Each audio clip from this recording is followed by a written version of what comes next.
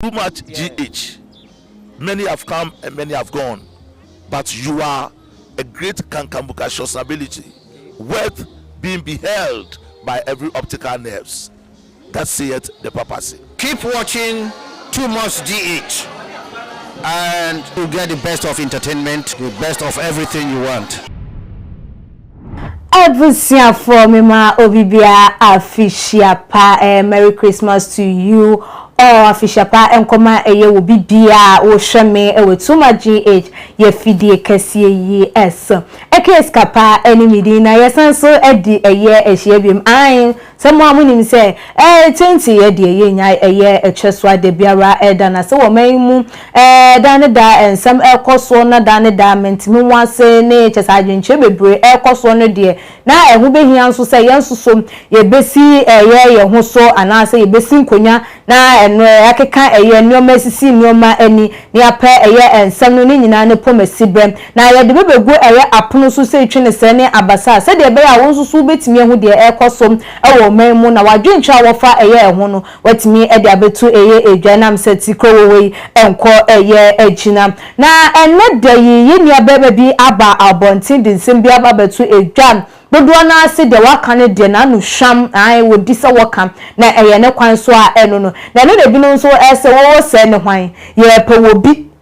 mana baba bekasa wo anke ka wo nko ade anke ni ke bidi ye body ampesi anase ye banchi ampesi sa na hwan won asem na mekam former deputy information minister na chese ye papa Mahama abre eso na chese wono na na edi sa adwuma no ede ama wo man Ghana metwen Felix Kwachi Ofosum member of parliament former deputy information minister ne ho asem na mekan na abusuafo wodin sem bi ababa betu edwa ede afa ye papa wo ye MP ede ema Asen Central Honorable Kennedy Japan ye na ye papa Ofosu Kwachi mo awuni se na nsem ni video bi eba bontia na chese wo bi edem around like 5 na enkofo ka say chese the campaign de ebro no wo bi ana ine yire anukunu baba be ware no na ne dem mom na wo baba be ye campaign won ko ne ba ma chese ensem no kokko ye nungwase bi ka say na Pentecost ni elder na say na ene de ntia wo ba bontia wo de ensem abetu edwa enyina ye papa Honorable Kennedy Japan nsem bia wotna na 2 TV the see show so ekan ye ankoye amfa amanu nti wosusu se adenti na Honorable Kennedy Japan eda so ne nam ho as a free man as a de won ka bibi boni bia na won ka mususem ebia ewo wo mayi na nyina se Honorable etna ase no wo threaten yes excellency former president John Dramani Mahama ene na pamfo anase ne nkrofo woni wo mu edi dwuma ewo aban na nyina nsem bia yehu ya anase chat bi leaking here from NDC grassroots say wo mo be hwehwe market wo me hwehwe yeto boots filling stations ne de keka ehum say de be yankofo be hunu say wo mani abre na enumu yehu say chese kantamanto biemu nso so like market be brena no eja yehu ne se eja ekoso on ma kuma se crompa ya lelo buses bi nso so eja ekoto ma na mpanifo etna se wo mu ebusa wo mu se den na eko eso na eno na chese ma yem papa Honorable Kennedy etna se eka asem Mahama entimi na ni fie nya na adwen se wo baba be di enkofo bone abra wono na sumbe junu no be didi wo be me ene anya sa dia wono ni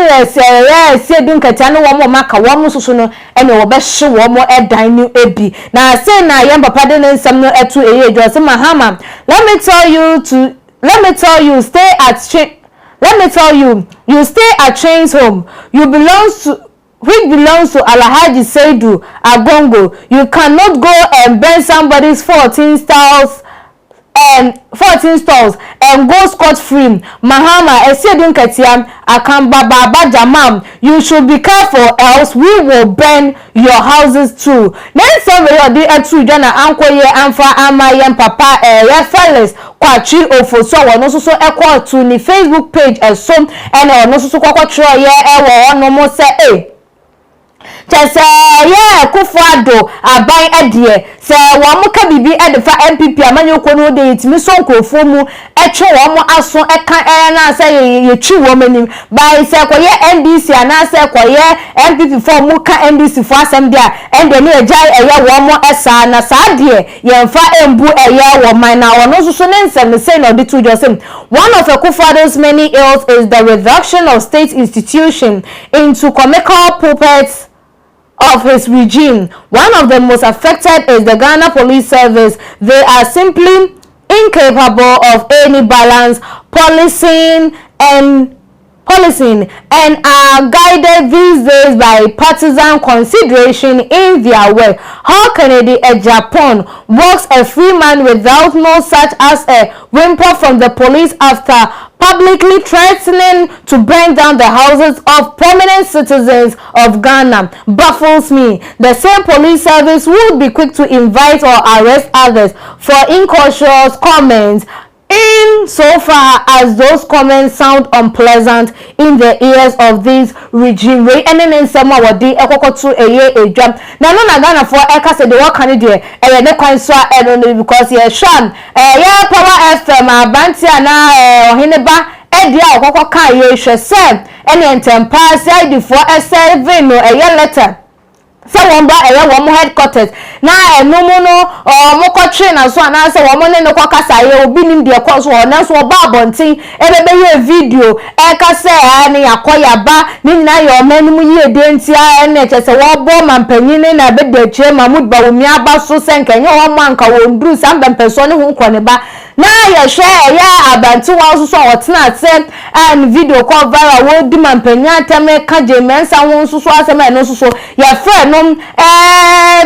threaten na say your friend no man dey apology about bonte ni nyina ya hye aye na so kan di die wo kan ye de jano so won tena say na won didi wonnom wonante ene che say wonya ne nan na ebiem wonyi from a free abrawo bia entimi enkwhye ne sa denti na de okan ye no omo ekwa frɛ no atoto eye nanom na se sa na wo mo de tena wo mayi emu ede ne na che say enye na de so bono so bi ba positive for say dem MPP amanya ko na akata wo mo eso a che say wo mo ntimi nya wo mo hwe wo mo ntimi mbo mo ho modo mo ntimi mbo wo mo ho so enkanya wo mo se wo mo edi eye wo mo edwuma enti wo di eye wo mo ho eyam na abusuafo ye hwe ye nua ben mai ye papa Felix kwachi wo fo so ne nsam a wo kayam na akwa ye sa bias bi ekoso e wo mem ye nim se wo man ye eye kabima men kabi obi atimi che na adwen ade na so be che wadwe betia wo bi na ye betimi atwe bi aso ne jai ebi die does it mean say justice and say ya atentine ne no